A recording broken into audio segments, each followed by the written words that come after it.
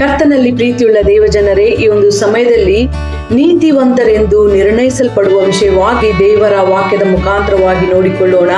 ಯಾಕೋಬನು ಬರೆದ ಪತ್ರಿಕೆ 2ನೇ ಅಧ್ಯಾಯ 24ನೇ ವಚನದಲ್ಲಿ ನಾವು ನೋಡುವಾಗ ಸುಂದರವಾಗಿ ಬರೆಯಲ್ಪಟ್ಟಿದೆ, ಮನುಷ್ಯನು ಕ್ರಿಯೆಗಳಿಂದ ನೀತಿವಂತನೆಂದು ನಿರ್ಣಯಿಸಲ್ಪಡುತ್ತಾನೆ ಹೊರತು ಬರೀ ನಂಬಿಕೆಯಿಂದಲ್ಲವೆಂದು ನೋಡುತ್ತೀರಿ.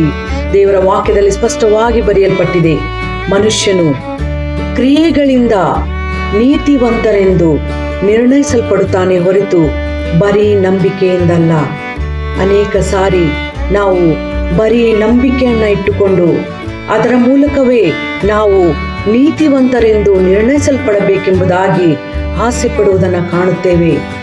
ದೇವರ ವಾಕ್ಯಗಳನ್ನು, ದೇವರ ಆಜ್ಞೆಗಳನ್ನು ಪಾಲಿಸಲಿಕ್ಕೆ, ಕಾರ್ಯನಿರತರಾಗಲಿಕ್ಕೆ ಮನಸ್ಸು ಮಾಡುವುದಿಲ್ಲ. ದೇವರ ವಾಕ್ಯದಲ್ಲಿ ಸ್ಪಷ್ಟವಾಗಿ ಬರೆಯಲ್ಪಟ್ಟಿದೆ, ನಮ್ಮ ನಂಬಿಕೆಯೊಟ್ಟಿಗೆ ನಾವು ದೇವರ ವಾಕ್ಯಕ್ಕೆ ವಿಧೇಯರಾಗಬೇಕಾಗಿದೆ, ದೇವರ ಆಜ್ಞೆಗಳನ್ನು ಪಾಲಿಸುವವರಾಗಬೇಕಾಗಿದೆ, ಕಾರ್ಯ ಸಾಧನೆ ಮಾಡುವವರಾಗಬೇಕಾಗಿದೆ.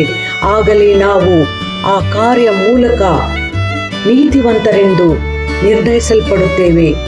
ಅಬ್ರಹಾಮನ ಜೀವಿತವನ್ನು ನಾವು ನೋಡುವುದಾದರೆ, ಆತನು ದೇವರ ಮೇಲೆ ಯಾವ ರೀತಿಯಾಗಿ ವಿಶ್ವಾಸ ಇಟ್ಟಿದ್ದನು, ಅದೇ ರೀತಿಯಾಗಿ ಆತನು ದೇವರ ಆಜ್ಞೆಯನ್ನ ಪಾಲಿಸಿದನು, ದೇವರ ಮಾತಿಗೆ ವಿಧೇಯನಾದನು, ಕಾರ್ಯ ಸಾಧನೆ ಮಾಡಿದನು.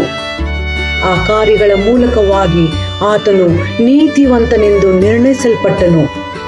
ಈ ರೀತಿಯಾಗಿ ನಾವು ಸಹ ಬರೀ ನಂಬಿಕೆ ಇಡದಂತೆ ನಮ್ಮ ನಂಬಿಕೆಯೊಟ್ಟಿಗೆ ದೇವರ ಆಜ್ಞೆಗಳಿಗೆ, ದೇವರ ಮಾತಿಗೆ ವಿಧೇಯರಾಗಿ ಕಾರ್ಯ ಸಾಧಿಸುವ ಹಾಗೆ, ಆ ಕಾರ್ಯಗಳ ಮೂಲಕ ನೀತಿವಂತರೆಂದು ನಿರ್ಣಯಿಸಲ್ಪಡ್ಲಿಕ್ಕಾಗುವಂತೆ ದೇವರು ತಾನೇ ನಮಗೆ ಸಹಾಯ ನೀಡಲಿ.